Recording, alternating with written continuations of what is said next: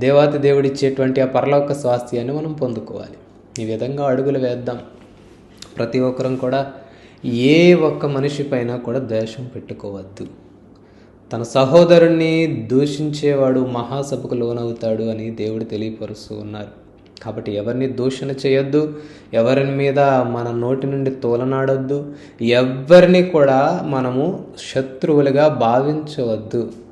దేవుడు చెప్తూ ఉన్నారు, ధర్మశాస్త్రం అంతా కూడా నిన్ను వలె నీ పొరుగు వానిని ప్రేమించు అనే ఆజ్ఞనే ఫాలో అవుతుంది. ఆ ఆజ్ఞలోనే మొత్తం ధర్మశాస్త్రం అంతా ఉంది అని తెలియపరుస్తూ ఉన్నారు. కాబట్టి అట్టి విధముగా మనమందరము కూడా మనల్ని మనం ఏ విధంగా ప్రేమించుకుంటున్నామో ఎదుటి వ్యక్తుల్ని కూడా అదే విధంగా మనం ప్రేమించాలి. మనము పోరాడేది శరీరులతో కాదు. ఈ సాతాను అనుచరుల్లో ఏ కేటగిరీస్ అయితే ఉన్నాయో ఆ దురాత్మల సమూహాలతో మనం పోరాడాలి.